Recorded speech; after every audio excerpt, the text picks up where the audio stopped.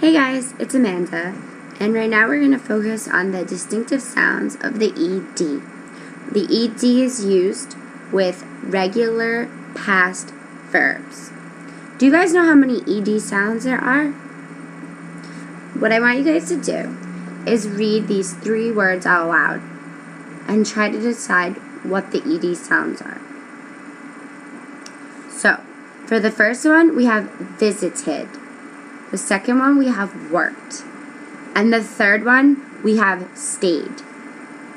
Can you guys tell me what sound this makes? Visited. Worked. Stayed. Do you guys hear the different sounds? Are there 3? Yeah. So, visited, which is the first one, and it's the ID sound. And then we have worked, which is a T sound. And then we have stayed, which is a D sound. You can see that here. And you can see the rules. So visited, which is the ID sound, is when the last sound of a verb ends in a T or D. The second one, worked, with the T sound, is when a word ends in a sound of a voiceless sound. For example, SH, CH, K, P, or F.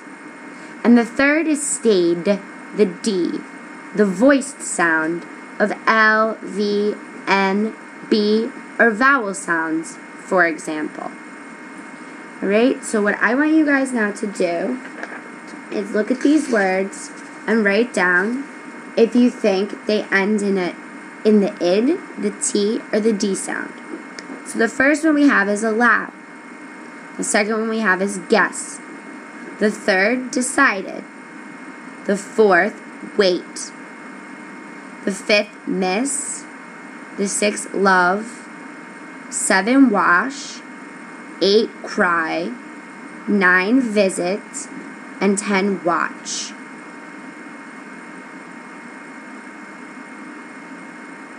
Which sounds do each of these make? Right, so the first one, allow. Is that a voice sound, a voiceless, or a D or T sound?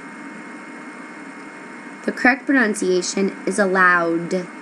So, it's a voiced sound. The second one we have is guess. What's the pronunciation? Guessed. Yep, it was a voiceless sound. The third, decide. What do you hear? A D, so decided. Then we have wait. What do you hear? Yep, so waited. Then we have miss. Missed. Then love. Loved. Then we have wash, washed. Then we have cry, cried. And then we have visit, visited. And then the last one, watch, watched. Okay, so these are the 3 ED sounds for regular past verbs. Remember, we have the id, which is the last sound of T or D. We have the T, which is voiceless sounds. And then we have D, which is voiced sounds. Once you memorize the rules, it will be very easy to apply them to the verbs.